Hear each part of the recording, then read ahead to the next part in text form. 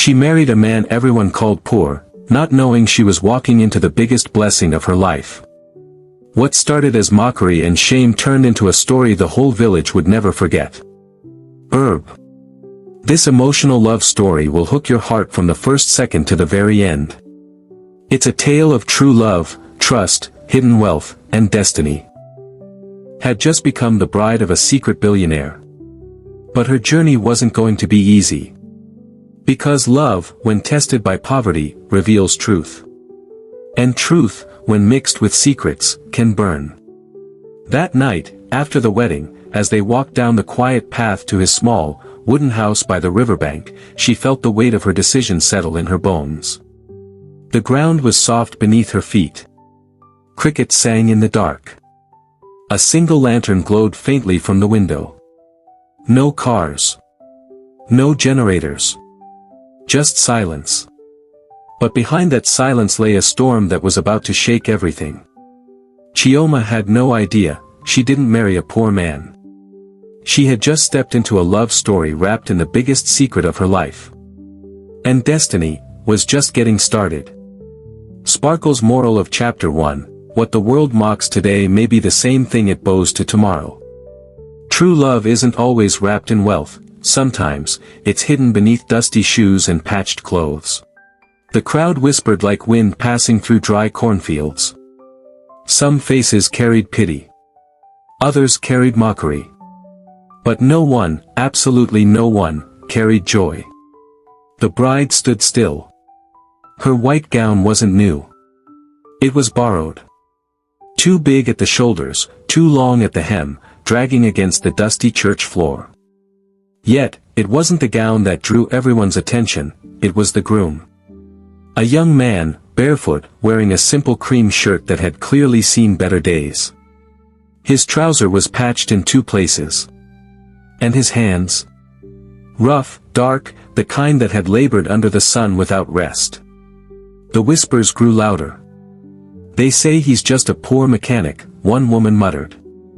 Nah, so, another replied, her voice dripping with ridicule, a whole educated girl like her, marrying a man like that?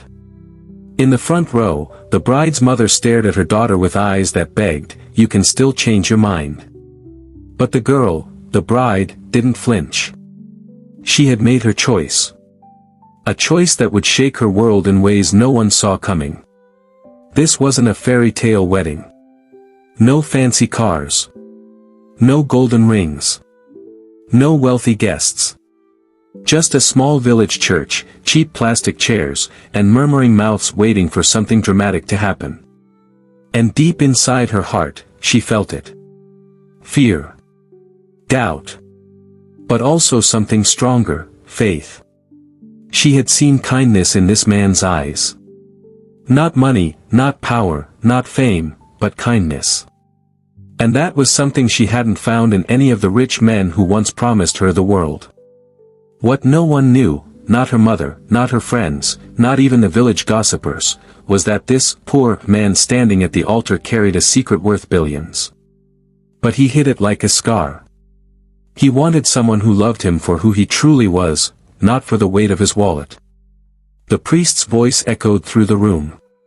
Do you, Chioma, take this man to be your lawfully wedded husband? She swallowed hard. She could feel everyone's eyes drilling into her soul. Her heart raced. A single bead of sweat trickled down her neck. But her voice, though soft, came out clear. I do. And just like that, her destiny twisted. The people shook their heads. What a waste, someone hissed. She go suffer, another added. She no even one marry rich man. This na bad luck. But what they didn't know was that sometimes, what looks like shame to the world is actually a test from destiny. The groom slipped a thin, silver ring on her finger, not gold, not diamond, just a simple silver band. And yet, it glimmered under the faint light like a promise too powerful for anyone to understand. As they walked out of the church, holding hands, the sun hit their faces. She didn't know it yet, but the man she married was no ordinary man. He had built empires under a different name. Owned lands and companies in cities she had never stepped foot in. He had chosen to hide his identity to find something real. And Chioma, the girl who everyone thought had thrown her life. That night, the moon hung low like a quiet witness. A soft breeze moved through the trees, and the only sound that filled the air was the chirping of crickets. Chioma stood outside the small wooden house, staring at it like someone trying to accept a hard truth. The house wasn't painted, the zinc roof looked tired, and the front door leaned slightly to the side as if it had given up fighting the years. This was now her home. She held her wedding gown carefully so it wouldn't drag in the mud, her white dress already looking nothing like what she wore down the aisle. Behind her, her new husband, the man everyone called poor, walked silently, his lantern lighting the narrow path. Inside the house, the air smelled of palm oil, wood, and old memories. There was a small bed pushed to the corner, a wooden chair with a broken arm, and a small shelf with only 2 books and a radio. No air conditioner. No tiled floor. No fancy furniture. Chioma felt her chest tighten. She had grown up dreaming of something different. A love that came with a big house, a shiny car, and people calling her Madam. But now, she stood in a room where even the floor creaked when she walked. But something inside her whispered. Stay. She sat slowly on the edge of the bed, her hands resting on her lap. The night wind blew through the window, playing with her veil. She could have run. She could have said no earlier at the church. But she didn't. Because deep down, she knew she hadn't married for money. She had married for peace. Meanwhile, her husband, Emeka, placed the lantern on the shelf. His face was calm, quiet, almost unreadable. But if Chioma had looked closer, she would have seen the weight of a man carrying a secret too heavy for his back. He had built an empire far from this village. But here, in this small house, he was just poor Emeka the mechanic. That was how he wanted it, no noise, no fake smiles, no gold diggers. Just truth. As Chioma laid her gown aside and wrapped herself with the wrapper he gave her, something unexpected happened. For the first time since morning, she felt safe. Not happy, but safe. The night deepened. The moon climbed higher. And in that quiet, Emeka walked out to the backyard. Hidden behind the bush, buried beneath old planks, was a small metal box. Inside that box were things the village could never imagine, documents, keys, and a simple black card. That black card alone could buy the entire street. He touched it gently, like someone greeting an old friend, then locked it back. He wasn't ready to reveal his truth. Not yet. Back inside, Chioma couldn't sleep. Her mind replayed everything, her friends laughing, her mother's eyes full of disappointment, the crowd whispering, "She go suffer." And maybe they were right. The night wasn't romantic.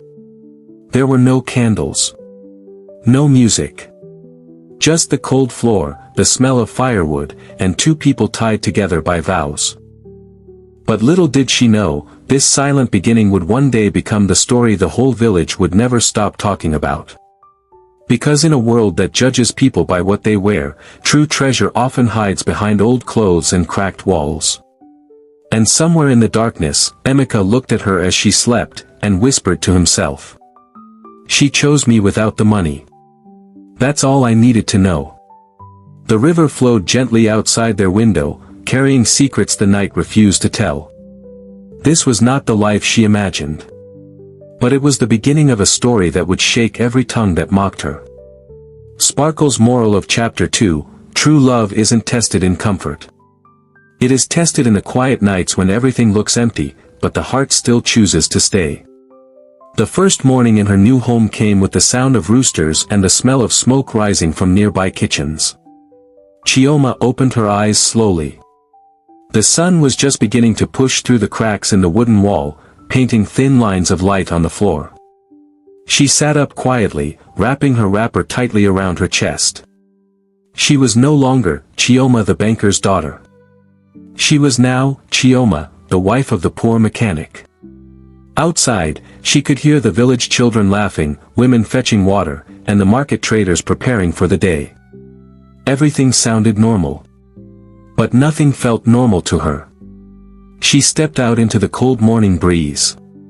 Emeka was already outside, washing his hands beside a bucket, his shirt folded up, his body used to work.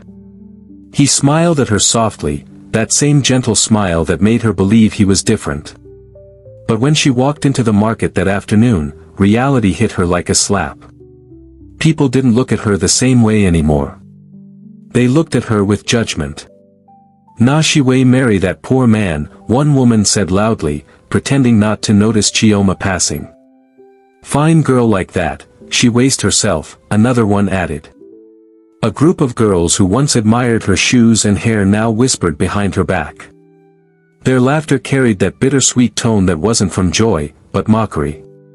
Chioma kept walking, her head up, but inside, something burned. She had always been respected, admired even. She was the woman with a future. But now, the same people treated her like a mistake. She stopped at a fruit stall to buy oranges. The old woman selling them shook her head slowly and said, "Pekin way get golden spoon no day chop with wooden hand, my daughter." Chioma forced a smile, placed the money on the table, and walked away. But her heart was heavy. That night, as she returned home with the small food she managed to buy, she saw Emeka bent under a car, fixing it for someone. Sweat ran down his back, his hands were stained with oil, and his shirt clung to his body. People passed him without respect. "No, good evening." "No, thank you." Just quick glances like he was invisible. She stood there for a moment, just watching him. This was her husband. This man people called poor. But in his silence, there was strength. In his rough hands, there was dignity. And for the first time, she saw something she hadn't noticed before, the way he worked with focus, with calmness, like a man who wasn't bothered by the noise of the world. She brought the food inside and sat down quietly. But that night, as they ate, her heart whispered questions she couldn't say out loud. Did I make a mistake? Is love enough to silence shame? Will this be my life forever? Meanwhile, in Emeka's mind, another storm brewed. He knew what the villagers said. He knew the mockery. He had watched it for years. But this time, it wasn't just about him anymore. Someone he loved was now carrying part of that shame. And for the first time in a long while, he thought, maybe it was time to stop hiding. But not yet. Not until he was sure. Because in a world full of fake love, only a heart that stands in the storm deserves to dance in the rain of blessings. Sparkle's moral of chapter 3, people will always whisper behind your back when they don't understand your story. But silence becomes power when your destiny speaks louder than their gossip. 3 weeks after the wedding, the mockery hadn't stopped. Everywhere Chioma went, the whispers followed like shadows.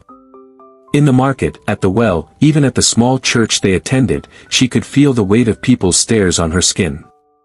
The world she once knew had turned its back on her. But through all of it, Emeka never changed. Every morning, he woke up before the sun, washed his face with cold water from the clay pot, and went to the mechanic's shed at the junction. He returned late at night, tired but smiling. He never complained. He never asked for pity. He just worked. That quiet strength of his confused her. How could someone live with so little and still smile like nothing was missing? But everything changed on a Thursday evening. The sky was still bright when Chioma heard a strange sound outside, a deep, low engine purring like a lion. She stepped out and froze. A black SUV, shining like it just came out of a showroom, stopped right in front of their wooden house. It didn't belong here. It didn't fit here. The villagers gathered immediately, murmuring. Who get this cane motor? Be like say now Governor Pekin Don lost for village. When this motor day fine for poor Emeka house. Chioma's heart began to beat faster. The door of the SUV opened slowly, and a tall man in a fine black suit stepped out. He wore dark glasses even though the sun wasn't too hot. Everything about him screamed money. He didn't greet anyone. He walked straight to Emeka, who was fixing a bicycle at the corner of the house. Chioma's eyes widened. The man spoke to Emeka in a tone that was low but respectful, the kind of respect you don't give to an ordinary mechanic. The villagers whispered louder now. "Wait dem de respect am. If it be say this Emeka no be ordinary poor man." Chioma stood there, clutching the edge of her wrapper, her mind spinning. The man handed Emeka a brown envelope. Not the small kind, the thick kind. Emeka opened it briefly, then nodded. Without another word, the man returned to the car. The SUV roared to life and drove off, leaving behind dust, questions, and curious stares. That night, Chioma couldn't hold it in anymore. She sat on the bed, her voice low but heavy. "Who was that man?" she asked. Emeka looked at her quietly for a few seconds. His silence was louder than words. Then he simply said, "Someone I used to work with." But something in his eyes told a different story. A deeper story. She didn't push further, but her mind didn't rest. Who sends someone in a black SUV to deliver a thick envelope to a poor mechanic? Outside, the villagers were still gossiping. "She don marry rich man hide him money. I talk him say something no cure for this marriage." For the first time, their gossip didn't sting her like before. Instead, it made her chest burn with a strange mix of fear and curiosity. Who exactly had she married? Later that night, when Emeka thought she was asleep, Chioma saw him slide the brown envelope into the same metal box behind the house. He didn't know she was watching. She turned her face to the wall, her heart beating like a drum. The pieces were small, but they were beginning to connect. The man she called poor husband was not ordinary.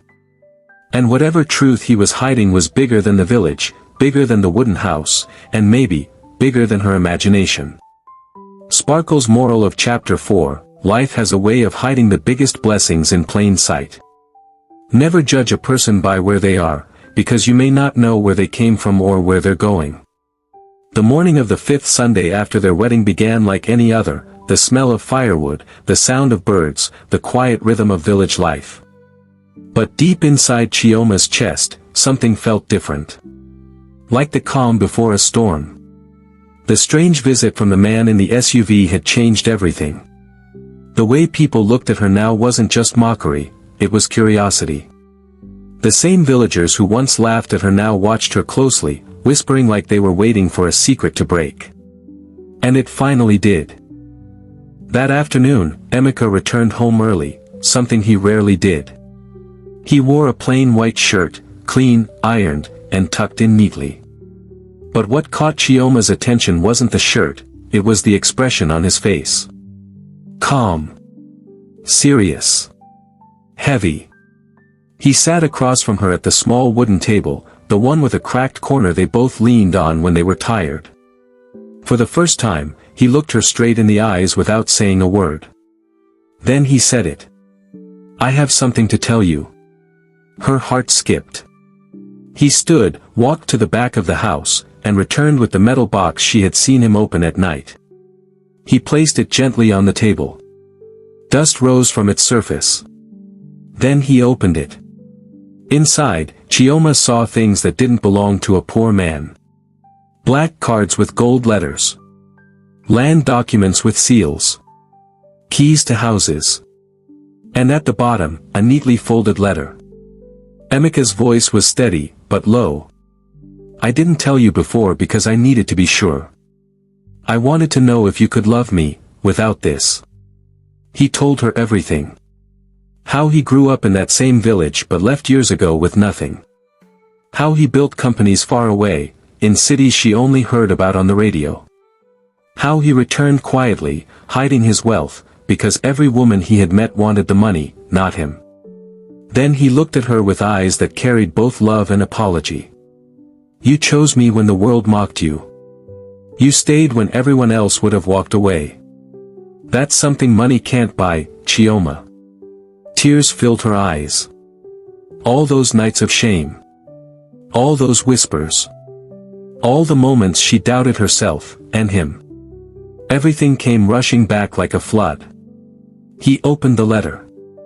It was a legal document. In that letter, everything he owned, his houses, his companies, his accounts, bore his name and hers. She wasn't just his wife anymore. She was now the joint owner of everything he had built. Outside, a loud sound shook the quiet village. The same black SUV returned, but this time it wasn't alone. A convoy followed behind. Men in suits stepped out, greeting Emeka with bows and respect. The same villagers who once laughed now stood frozen, their mouths open like doors left unlocked. "E no fit be true.